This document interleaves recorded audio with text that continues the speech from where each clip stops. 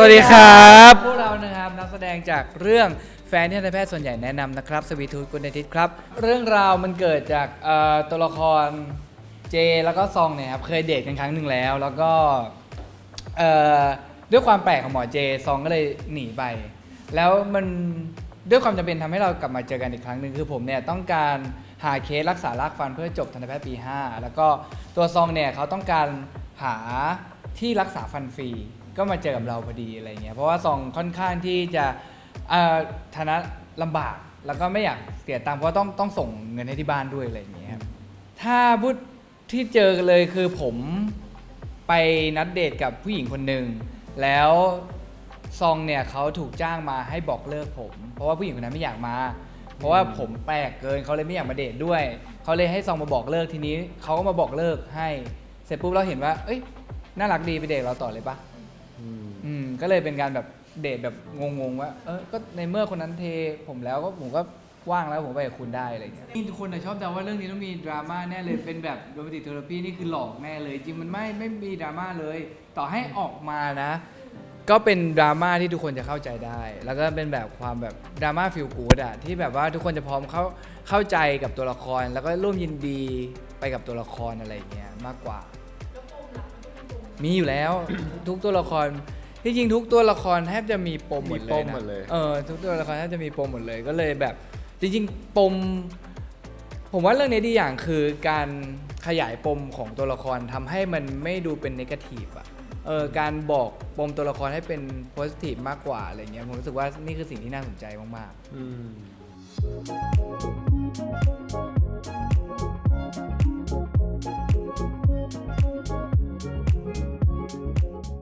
ตัวละครนี้เป็นนักเรียนทันตแพทย์ครับแล้วก็มีคาแรคเตอร์ที่ค่อนข้างมีความเป็นตัวเองสูงแล้วก็มีความคิดเป็นของตัวเองสูงผมว่ามันค่อนข้างใกล้ตัวผมนะหมายถึงว่ามันค่อนข้างใกล้ตัวผมแล้วก็ความยากของตัวละครนี้สำหรับผมไม่ได้ยากมากนักเพราะว่ามันค่อนข้างใกล้กับตัวผมซึ่งผมแค่ต้องหาว่าจะถ่ายทอดมันออกมายังไงให้แบบมีเสน่ห์มากที่สุดอะไรอย่างเงี้ยผมว่าแค่เป็นหมอก็ดูไม่เป็นมาร์กแล้วก็ผมว่ามันมีหลายๆอย่างที่ความเป็นเจเนี่ยยังไม่ได้เหมือนผมขนาดนั้นแล้วก็ผมพยายามถ่ายทอดทุกอย่างแบบถ้าผมจะรู้สึกทำแบบนี้ผมจะไม่ทำจะเป็นเจต้องทำแบบนี้มากกว่าจริงๆตัวที่ต้องเป็นทันตแพทย์นะครับเขามีคุณหมอที่แบบออกด้วยกันกับผมทุกคิวเลยที่ต้องเข้าคลินิกอะไรเงี้ยคุณหมอก็จะบอกทุกอย่างเลยซึ่งถามว่ายากไหมมันก็ยากแต่โชคดีที่มีคุณหมออยู่ข้างๆก็เลยผ่านมันมาได้มันยากมันไม่ใช่ทางผมเลยมันเป็นอะไรที่แบบผมรู้สึกว่ามันต้องอ่านและจำแล้วก็นำไปใช้ซึ่งมันใช้เหตุและผลค่อนข้างเยอะซึ่งผมเป็นคนใช้เซนส์ตัวมาร์ค พาคินเนี่ยเป็นคนใช้เซนส์มากกว่าเหตุผลกับความเป็นหมออะไรเงี้ยสำหรับโอมเองโอมคิดว่าภายนอกหรือว่านิสัยแบบตื้นๆมันไม่ได้ห่างจากโอมขนาดนั้นด้วยความที่เป็นคนเปิดเผยเป็นคนอารมณ์ดีแล้วเป็นคนที่ไม่ค่อยเก็บอะไรมาใส่ใจมันคือไอเดียของการใช้ชีวิตเพื่อคนอื่นละกันเพราะว่าเหมือนโอมเองไม่ค่อยเข้าใจว่าแบบชีวิตความรู้สึกที่ต้องมีภาระตลอดชีวิตที่ต้องคิดถึงคนอื่นตลอดความจำเป็นในชีวิตประจำวันของคนอื่นก่อนตัวเราเป็นยังไงเพราะว่าเหมือนโอมก็โตมาพ่อแม่ก็เลี้ยงโอมเป็นลูกคนเล็กอีกพี่ชาย2 คนก็ตามใจอะไรอย่างเงี้ยคิดว่ามันเป็นสิ่งที่โอมต้องเวิร์กกับตัวละครนี้มากๆเพราะว่าโอมไม่ได้มีซอสอยู่ในหัวไม่ได้มีซอสอยู่ในตัวแบบมันเป็นยังไงนะชีวิตที่ต้องมีภาระอะไรอย่างเงี้ยเอาจริงๆโอมรู้สึกว่าโอมเป็นคนที่เข้าใจชีวิตพอสมควรในระดับหนึ่งอยู่แล้วเพราะว่าเวลาโอมไปมองโลกอะไรมองอะไรสักอย่างโอมไม่เคยมองจากเปอร์สเปกทีฟโอมคนเดียวแค่เราไม่เคยเอาตัวมาอยู่ในแบบอีกโพสิชันหนึ่งเฉยๆก็รู้สึกว่าถามว่าเข้าใจมากขึ้นไหมอาจจะนิดนึงแต่ว่าแบบเป็นสิ่งนั้นใช่รีเลทกับเราที่สุดกับตัวละครซองใช่ไหมครับรู้สึกว่าเป็นคนที่สามารถปล่อยวางได้ง่ายเหมือนกันไม่ว่าจะเรื่องใหญ่แค่ไหนในชีวิตโอมเองชีวิตส่วนตัวโอมเองเป็นคนที่คิดว่าถ้ามีปัญหาเข้ามาเดี๋ยวปัญหาก็จบแล้วแบบถ้ามีเรื่องดีๆเข้ามาก็จะแบบ เดี๋ยวมันก็จบเหมือนกันทุกเรื่องดีมีเรื่องร้ายทุกเรื่องร้ายมีเรื่องดีมันจะเป็นคนดำเนินชีวิตด้วยอะไรแบบนี้มากกว่าเลยทำให้โอมเป็นคนที่แบบปล่อยวางง่ายอ่ะไม่ได้เก็บอะไรมาใส่ใจเยอะทำให้ตัวเองไม่มีความสุขเพราะว่าโอมรู้สึกโอมเป็นคนสุขนิยมพอสมควรเลยอะไรไม่มีความสุขก็จะไม่ทำ ปูนก็รับบทเป็นกักนะครับผมก็คือถ้าซองเนี่ยเป็นเดอะแบกกักก็เป็นซัพพอร์เตอร์ที่ดีมากๆครับผมก็แบบว่าเป็นคนที่แนะนำให้ซองเนี่ยไปทำฟันฟรีแบบว่าเป็นเคสให้นักศึกษาของคณะทันตะอะไรเงี้ยครับผมก็ทำให้ซองกับหมอเจเขาได้เจอกันอะไรอย่างงี้ครับส่วนถ้าเป็นเรื่องคาแรคเตอร์ของตัวกักอะครับคือคนมองผิวๆเผินๆนะก็จะรู้สึกว่าเอาก็ล่าเริงแหละสีสันแต่ผมรู้สึกว่าพอผมได้มาแบบรู้จักกับกักอาจจะด้วยความที่เราต้องมาถ่ายทอดความคิดมุมมองเขาผมรู้สึกว่าที่จริงเขามีอะไรมากกว่านั้นเขามีความเป็นแบบมนุษย์สูงอะครับแบบว่าอย่างเช่นการจะซัพพอร์ตเพื่อนคือเขาก็ซัพพอร์ตไปสุดจริงๆแบบว่าช่วยจนบางทีแบบมือหงิกจนบางทีแบบเขาจะเปิดช่องครับชื่อกักเอวหวานเขาก็จะเต้นไม่หยุดจนกว่าจะได้เงินโดเนทครบพาเพื่อนไปทำฟันได้อะไรอย่างเงี้ยแล้วก็อย่างในพาร์ทความรักเขาเป็นคนที่ผมรู้สึกว่าหาได้ยากมากๆในสมัยนี้ เพราะว่าเป็นคนที่แบบว่าทำอะไร เราเป็นคนที่แบบว่าเวลาเขารักใครครับเขารักที่แบบตัวตนคนคนนั้นเขาอยากให้มีความสุขเขาไม่ได้มีความแบบอยากเป็นเจ้าของเลยอะไรเงี้ยรู้สึกว่าขอแค่เขามีความสุขอะถึงเราจะเสียใจก็ไม่เป็นไรอะไรเงี้ยครับใช่ พระเอกปะ กัก ไม่แต่ว่ามันจะกลบไปด้วยความแบบล่าเริงสดใสความซัพพอร์ตของกักอะไรเงี้ยครับผมแต่ผมรู้สึกว่าเขาก็เป็นเพื่อนที่ดีมากๆแล้วก็น่าจะเป็นแฟนที่ดีมากๆครับผมด้วยความตัวละครน้อยด้วยก็จะมีเวลาเล่าเส้นเรื่องพาร์ทความรักของกักด้วยว่าแบบเวลาเขาทุ่มเทเพื่อคนคนหนึ่งเนี่ยมันจะเป็นยังไงก็จะได้เห็นพาร์ทโรแมนติกด้วยอะไรเงี้ยครับผมแล้วก็ถ้าเป็นเรื่องก่อนๆอันนี้ก็อาจจะแบบเป็นติดคอมเมดี้ไปเลยครับผมว่าตัวนี้ก็ไม่ได้ไกลตัวมากแต่ถ้าถามว่าเหมือนซะทีเดียวไหมก็ไม่เหมือนแบบสมมติมี choice A B อย่างเงี้ยผมอาจจะเลือก A แต่คือกักมันน่าจะเลือก B ซึ่งอาจจะทำให้ตัวเองแบบเหนื่อยกว่า A อะไรเงี้ยแต่มันก็เลือกที่จะทำเพื่อคนที่แบบมันรักทั้งเพื่อนทั้งครอบครัวทั้งอะไรก็ตามอะไรเงี้ย พี่อาดาเป็นเพื่อนกับหมอเจนะคะ เรียนรุ่นเดียวกันอยู่ห้องเดียวกัน เลขที่ติดกันก็เป็นเพื่อนสนิทคนหนึ่งอะไรเงี้ยค่ะ แล้วก็จะมีความได้รู้จักกักเพราะว่าเราก็หาเคสเหมือนกัน หาคนไข้เพื่อมาแบบทำเคสจบเหมือนกัน ก็เลยได้กักมา ก็เลยได้รู้จักกักไม่ยากมากค่ะ เพราะว่าเหมือนวิวกับยาดาจะมีความที่ไม่ได้ติดหญิงหวานเหมือนกันยังจะมีความแบบแมนๆอยู่ แล้วก็เป็นคนแบบตรงไปตรงมาใช่แล้วตอนเหมือนเราได้จับอุปกรณ์อย่างนี้ก็คือมีคุณหมอจริงๆคอยแบบว่าคอยควบคุมการถ่ายอยู่ก็เลยไม่ได้ยากเท่าไหร่ แต่อาจจะต้องใส่ความแบบเขาเรียกว่าอะไรว่าเราทำสิ่งนี้แล้วมีความสุขเพราะว่าเรายอมเรียนมา 5-6 ปีเพื่อจะเป็นหมอฟันเราก็ต้องมีความสุขกับสิ่งที่ทำก็เลยต้องแบบเหมือนใส่เข้าไปว่าเรามีความสุขกับสิ่งนี้เราแบบทำจนคล่องแล้วอะไรอย่างเงี้ย ครับนี่หมอจริงๆ หมอจริงๆที่ไม่เกี่ยวไม่ได้เล่นเป็นหมอ ไม่ได้เป็นหมอ เป็นกัปตันครับ เป็นเจ้าของร้านกาแฟแล้วก็เป็นเพื่อนกับเจตั้งแต่เด็ก ใช่ ก็เป็นคนที่มีความฝันที่อยากจะทำอะไรสักอย่างหนึ่งให้ประสบความสำเร็จ แต่ว่าตัวเองมีความสามารถไม่พอ แล้วก็อยากจะพิสูจน์ตัวเองให้ทุกๆคนเห็นว่าเราทำได้อะไรเงี้ย ไม่ใช่แค่เพราะว่าเกิดมาบ้านรวยแล้วทุกอย่างก็คือจะเรียบหรูไปหมดอะไรเงี้ยครับก็เป็นตัวละครที่ค่อนข้างที่จะไกลตัวผมพอสมควรเพราะว่าส่วนตัวชีวิตจริงไม่ได้เป็นคนไม่ได้เป็นคนตลกแบบตลกโปกฮาอะไรขนาดนั้น แล้วก็แต่ว่าตัวผมเองเข้าใจในตัวบทว่าฟังก์ชันของตัวนี้ต้องการอะไรแล้วก็ตอนเล่นก็สนุกดีก็คือส่วนใหญ่ก็เข้ากับมาร์คแล้วก็เข้ากับน้องโอมเป็นหลักอะไรเงี้ยก็รู้สึกว่าแฮปปี้ที่ได้มาเป็นตัวกัปตันเก็บความรู้สึกเยอะไหมเหรอครับมันจะเก็บบางพาร์ทที่มันจะเป็นปมของตัวละครมากกว่ามันจะเก็บบางพาร์ทแล้วเดี๋ยวค่อยไปเฉลยตอนในซีรีส์แต่ว่าบางพาร์ทมันก็ไม่ได้เก็บเลย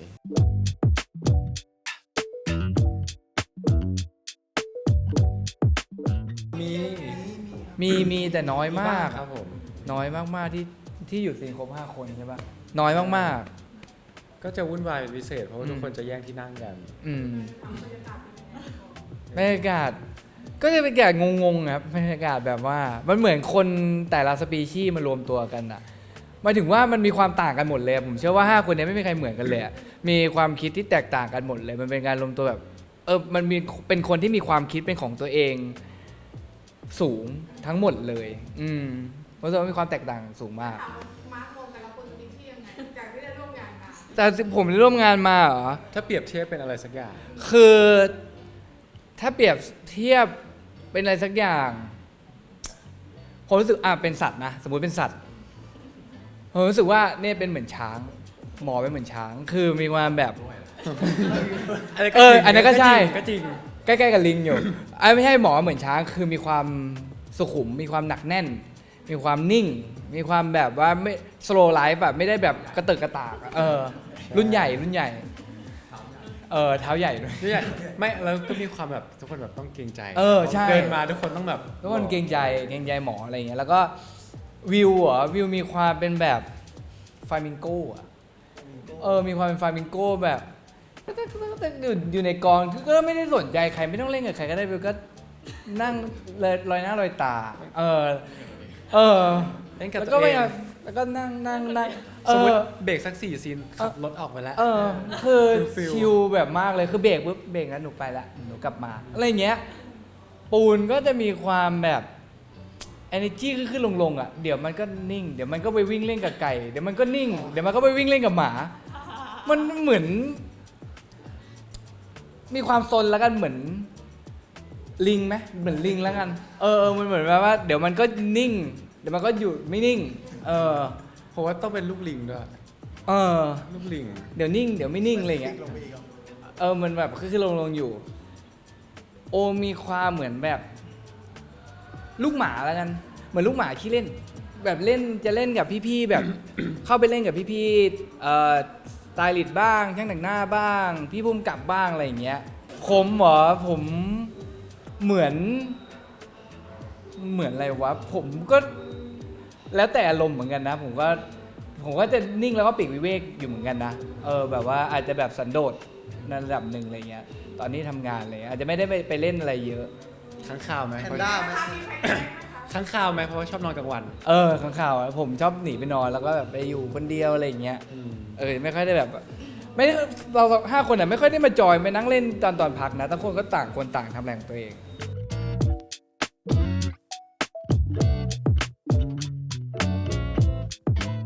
หนักสุดแค่ผ่าฟันคุดผ่าฟันคุดแล้วก็จัดฟันแต่ถ้าหนักๆแบบถึงขนาดแบบอันนี้มันคือการรักษารากฟันในซีรีส์เลยยังไม่รู้จักเพิ่งมารู้จักในซีรีส์ว่ามันมีการแบบรักษารากฟันจริงๆผมมีนะคือผ่าฟันคุดนี่แหละ ยังไง คือตอนแรกอ่ะ เราคิดว่าการผ่าฟันคุดคือมันก็จะมีคนมีไม่4 ซี่ก็2 ซี่ใช่ไหมผมก็เลยผ่าไปวันแรก2 ซี่เลยให้มันบวมๆเสร็จผมมาสแกน เสร็จผมลองไปแบบว่าเหมือนสแกนดูอีกทีผมมี3 ซี่ครับมันมีแบบเป็นเลขขี้อ่ะก็เลยต้องไปผ่าอีกรอบนึงแล้วผมกินอะไรไม่อร่อยอีก 3 ซี่เนี่ยฝั่งเดียวอย่างเงี้ยนะ ไม่มีก็คือแบบว่า นี่2นี่1เขาเพิ่งสแกนเจอเหมือนแบบนี่ก็งงคือตอนแรกมันเหมือนจะขึ้นมาแล้วอะไรอย่างเงี้ยก็เลยไม่สแกนแล้ว สรุปที่ถอนไปอีกที่นึงอ่ะไม่ใช่ฟันคุดด้วยฟันกราม แต่เราลากฟันมันมี3 ลากด้วยไงมันเลยแปลกกูเป็นสติ๊ดป่ะเนี่ย ผมมีไม่ใช่เรื่องเกี่ยวกับฟันโดยตรงแต่เป็นเรื่องเกี่ยวกับช่องปากเกิดขึ้นตอนถ่ายซีรีส์นี่แหละคือเรื่องมันมีอยู่ว่าก่อนหน้านี้โอเป็นคนที่มีพังผืดใต้ลิ้นมันทำให้พูดไม่ชัดแล้วก็เวลาพูดเร็วอาจจะพูดไม่รู้เรื่องโอมก็เลยไปตัดออกพังผืดใต้ลิ้นซึ่งถ้าในซีรีส์อะถ้าหลายมันมีช่วงมันมีคิวที่ยังแผลยังไม่แห้งดีมันทำให้พูดไม่ชัดมากกว่าเดิมถ้าหลายคนอาจจะได้ดูถ้ามีใครเห็นก็ทำเป็นไม่เห็นแล้วกันนะครับในซีรีส์เพราะว่าตอนนั้นมันก็มีบางสิ่งที่ผมอาจจะยังพูดไม่ชัดด้วยอะไรอย่างนี้แบบตัดตั้งแต่แบบ ปีใหม่ มากเลยแล้วหลังจากนั้นก็ตัดเลยแล้วก็เริ่มถ่ายแล้วก็ยังเจ็บแผลอยู่แล้วมีบางคิวที่แบบเหมือนถ่ายไปมันต้องพูดฝืนเยอะมากๆใช่ปะมันเลือดไหลเลยเว้ยตอนเย็นนะต้อง ห้องหนูจัดฟัน2 รอบแรกเป็นแบบเหล็กรอบ2เป็นแบบอินวิสไลน์ก็มีถอนฟันมีผ่าฟันคุดแล้วก็กล้าถอนฟันคุดแค่ฝั่งเดียว เพราะเรารู้สึกว่าเราทรมานมากกับการถอนเลยบอกว่าอีกฝั่งหนึ่งอ่ะไม่เอาแล้วไว้อย่างนี้แหละแล้วก็ยอมอดทนให้มันปวดจนมันขึ้นมาจนมันหายปวด คือตอนเด็กผมเป็นคนที่ฟันน้ำนมผมอะไม่ร่วงเลย เป็นคนที่ไม่ล่วงเลย ก็เลยจำเป็นที่จะต้องไปถอนทุก2 อาทิตย์มั้งถ้าผมจำไม่ผิด ทุก2 อาทิตย์ ก็ตอนแรกก็เนี่ยกับทุกคนก็กลัว ผมก็กลัวเลย แต่ตอนนั้นก็โชคดีเรียกว่าโชคดีแล้วกันได้ไปเจอแบบ คือเจอเอาตรงคือเจอหมอฟันที่สวยอะตอนนั้นเราก็อายุเท่าไหร่วะประมาณแบบ10 11 12อะไรเงี้ยคือมันควรจะฟันน้ำนมมันควรจะเริ่มนั่นแล้วใช่ไหมหมอว่าก็ต้องถอนอะไรเงี้ยแล้วเราก็มันก็กลายเป็นแบบจากที่ไม่อยากไปอ่ะกลายเป็นว่าผมอยากไปอยากถอนฟันครับ อยากถอนฟันทุก2 อาทิตย์อะไรเงี้ยเพราะว่าจะได้ไปเจอหมอเขาอะไรเงี้ยแต่ทุกวันนี้ก็จำไม่ได้เลยว่าเขาหน้าตาเป็นไงเพราะว่าเราเห็นแค่ครึ่งหน้าบนเขาตลอดไม่เคยเห็นเขาเต็มหน้าเลยจำได้แค่โครงหน้าของหมอที่แบบเพราะว่าเราต้องเพ่งเขาตลอดเวลาอะไรเงี้ยเพราะว่าไม่หลับตาด้วย ไม่หลับครับ เป็นคนสู้ เดี๋ยวมันต้องปิดตาปะหมายถึงว่าตอน ปิดดิไม่หมายถึงว่าตอนถอนก็ปิดไง แต่ว่าตอนเราไปนอนเราก็ต้องแล้วเวลากลัวๆนี่แอบจับมือหมอได้ปะเนี่ย ฮะ หมอครับขอจับมือหน่อยนี่มีปะเนี่ย เขาต้องใช้มือถอนฟันกูเนาะ อ๋อโอเคโอเค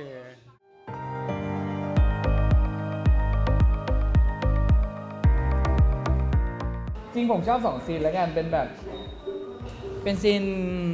ความสัมพันธ์กับซองคือมันจะมีจุดไคลแม็กซ์บางอย่างปมอะไรบางอย่างที่เราได้แบบพูดคุยกันอะไรเงี้ยที่ถ่ายที่ใบ้กันว่าถ่ายที่เอเชียทีคอะไรเงี้ยเป็นตรงท่าน้ำอะไรผมรู้สึกว่าซีนนั้นมันความประทับใจคือมันคือตอนถ่ายมันมีโอกาสแค่แบบเทค2 เทคในการถ่ายทำเท่านั้นเองเพราะว่าเรือเวลามาจอดท่าปุ๊บอะเสียงมันแบบถ่ายไม่ได้แน่นอนอะประมาณแบบ15 นาทีครึ่งชั่วโมงบ้างอะไรเงี้ยเท่ากับว่าเรือออกปุ๊บเราต้องถ่ายปั๊บแล้วมีโอกาสแค่15 นาทีใน1 เทคแล้วมันเป็นดราม่าที่คลายปมรู้สึกว่ามันเป็นแบบเรา2 คนพยายามซิงค์กันให้ได้มากที่สุดแล้วพาซีนมันให้ออกมาได้แบบธรรมชาติให้มากที่สุดอะไรเงี้ยแล้วผมรู้สึกว่าซีนนั้นมันเป็นซีนแรกเลยที่รู้สึกว่านี่คือเจกับซองแบบมากๆเลยมันเป็นจุดไคลแม็กซ์ของซีนแล้วก็เป็นจุดไคลแม็กซ์ของความสัมพันธ์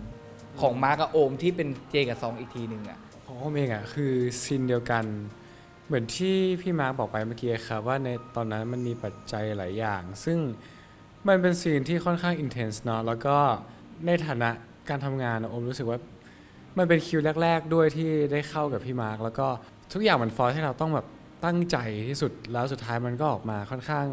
เป็นน่าพอใจนะโอมมันรู้สึกว่ามันเป็นซีนที่ทำให้โอมอ่ะเข้าถึงตัวละครของซองในฐานะซองกับพี่เจได้เลย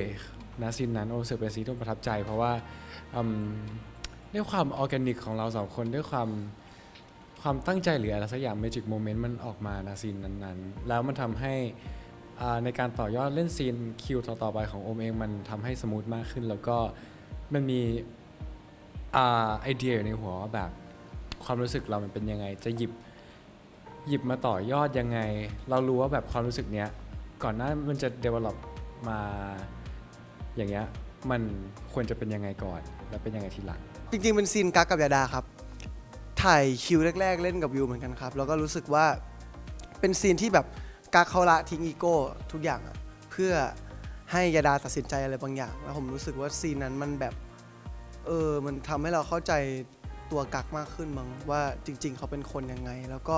ได้เห็นยาดามีความสุขแล้วก็มีความสุขอะไรอย่างเงี้ยครับเป็นซีนน่ารักซีนหนึ่งใช่แต่ว่าอุบไว้ก่อนว่าดีเทลเป็นยังไงอะไรอย่างเงี้ยครับยาดาว่าไงครับ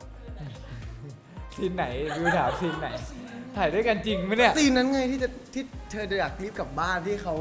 เดินไปแบบเดี๋ยวก่อนซีนสุดท้ายของวันนั้นอะเมื่อวันที่เดินมาแล้วก็บอกว่า ช่างมันเถอะ ช่างมันต่อ ซีนของวิวที่ประทับใจ หนูชอบซีนที่อยู่ที่สุพรรณเหมือนกัน เป็นซีนที่